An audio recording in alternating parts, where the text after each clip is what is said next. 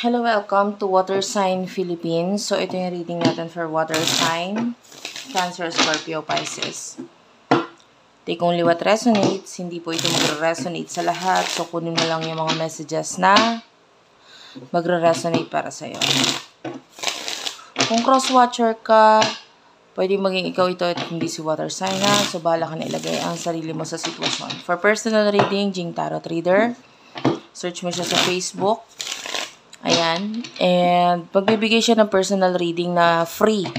Ngayong October, mamimili siya sa mga comment section mula sa mga channels natin. At dun sa kanyang group or page, mamimili din siya dun. So, sana mapili ka. Mag-comment ka lang. Kasi sa comment siya titingin, hindi sa subscribers. Dahil hindi mo naman talaga makikita yung mga names ng mga nakasubscribe. But anyway, let's start.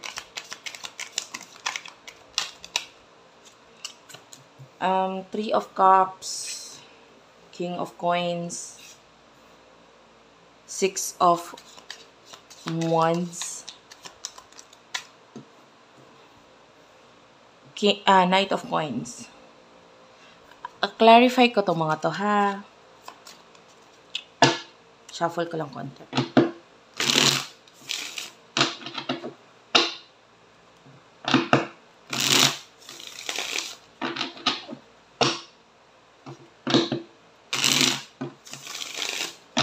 Okay, so what's with the Three of Cups? Three of Cups is clarified by the Ten of Coins. Knight of Wands is here.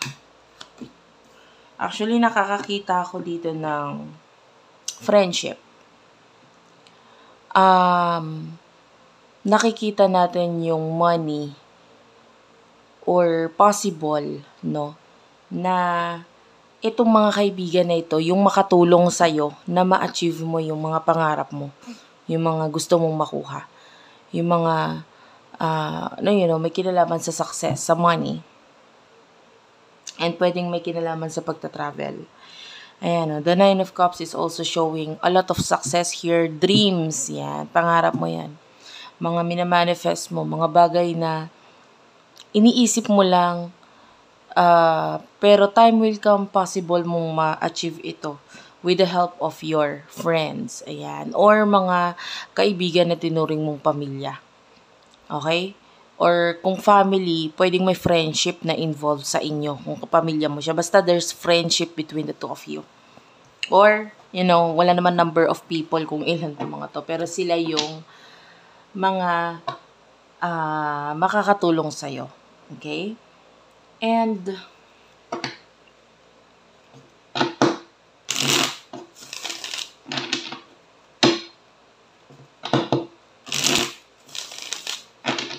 what's with the King of Coins? King of Coins is clarified by the Six of Swords. May tao tayong nakikita dito. There's a person who is showing a lot of interest sa'yo. Pero naka-move on na siya eh. Na-interest siya sa'yo, pwedeng minahal ka niya with the Queen of Cups. Gusto niya magkaroon ng new beginning, maybe even marriage, pagsasama, relationship, family with you. Nagkaroon siya ng pagpaplano na, ay, ikaw na talaga. Decision ko talaga sa buhay ko na ikaw na talaga. Ikaw ang gusto ko. Pwedeng ganun. And, naka-move on na siya ngayon. Etong taong to. Maybe someone who is very stable. Hindi ka na niya naisip madalas or hindi na siya nag-expect na time will come, magkakaroon ng something between the two of us, ganun. So, if you're thinking na itong taong ito is still thinking about you, for now, hindi na. Okay? I don't know the reason behind kung bakit hindi natuloy, pero for some of you, ikaw ang dahilan. Pwedeng hindi mo siya hinayaang pumasok sa buhay mo, ganun. Or maybe you see this person as a friend, ganun. Parang wala ka masyadong naramdaman masyado sa kanya. So, ang daming rason eh. So, pwedeng ito yung naging dahilan para hindi matuloy kung ano man yung meron sa inyong dalawa. And,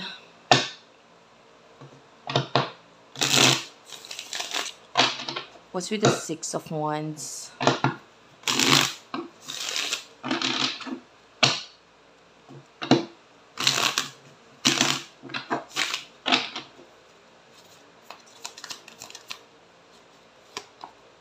Yan, I can see challenges, problems, stress. Clarify this, please.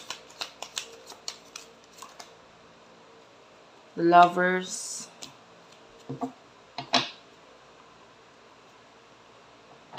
Kung ikaw ay nasa isang relationship or may ka-connect ka, ngayon, pwedeng ito yung nagdudulot ng stress or lungkot sa'yo. No? I can see now with the 6 of Wands, maybe may mga families na involved. Ayan, na nagiging dahilan kung bakit hindi nagiging okay yung relationship or yung connection. Kung wala kang ka-connect, hindi ito mag-a-apply sa'yo eh. Kung wala kang ka-connect or wala kang someone na minamahal ngayon or ginugusto ngayon. Yung iba kung meron, yun. Ito yun, yung nakikita nating problem between the connection sa inyong dalawa. Okay, there's a decision regarding tradition. Pwedeng may kinalaman sa relihiyon, yung iba tradition. Na ito yung nagiging main problem. Okay? Kung bakit parang hindi nangyayari or nagkakaroon problema sa part na ito. Clarify the Knight of Coins, please.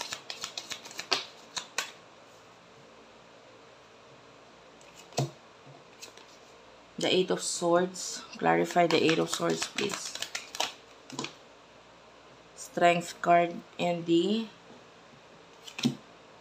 Sun.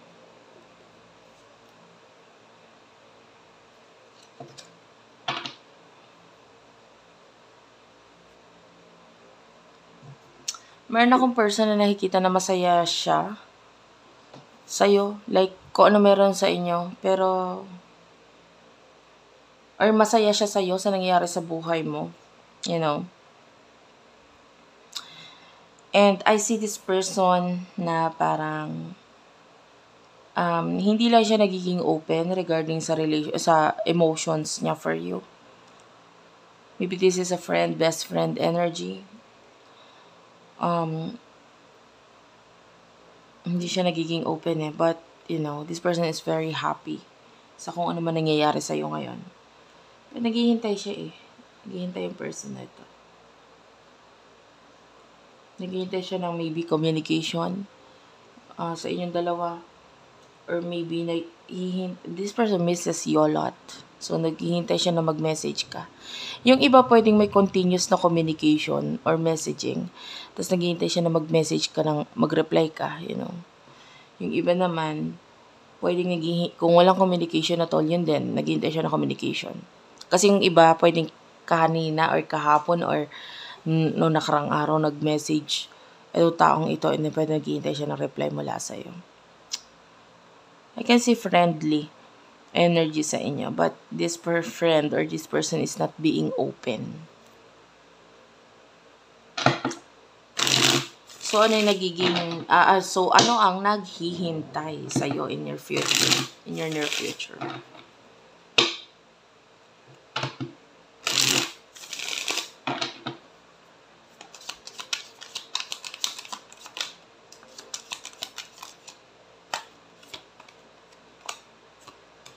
Seven of Pentacles, Nine of Coins, Two of Cups. Clarify the Two of Cups. Okay. Actually, nalaglag yung card. So, bigyan mo ako ng time. Pupulutin ko lang saglit yung nalaglag na cards. Okay?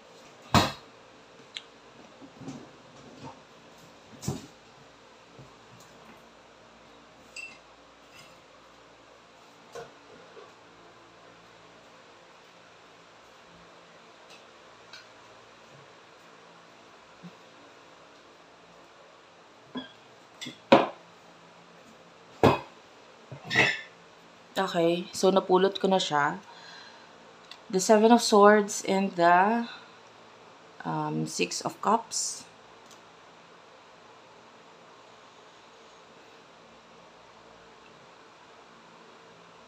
The Magician is here. Some of you pwedeng may mga I can see you spending money sa something na makakapagpa-enjoy sa'yo sa mga susunod. Like maybe ititreat mo naman ang sarili mo, or maybe, some kind of entertainment. So, pwedeng i-entertain mo naman ang sarili mo, sasayahin mo naman ang sarili mo. I-enjoy mo naman kung ano man yung mga pinaghirapan mo. Well, I can see you helping someone. Sa relasyon, meron din ako nakikitang tao na parang nakakatulong para mas nakakatulong ka sa kanila para mas tumibay yung connection or yung relationship nila. So, I don't know kung anong ginagawa mo ngayon, but maybe yung pag-iwas na ginagawa mo, pwedeng ganun. That is, example lang yon, pero may nakikita akong magkarelasyon na parang nakakatulong ka sa kung ano man yung ginagawa mo ngayon para mas maging matibay yung relationship nila. Pwedeng yung iba, may kinalaman ito sa connection mo with this person, and pwedeng may special interest sa'yo tong taong to. Kaya lang, iniiwasan mo. So, dahil doon sa pag-iwas mo na yon, nakakatulong ka sa relationship nila para mas maging mas matibay, mas maging matatag. Parang ganun. So, iba't ibang sitwasyon. Pero some of you, ganun ang sitwasyon. And then, with the 9 of coins, I can see you. Ang ganda ng mga advices mo pagdating sa money.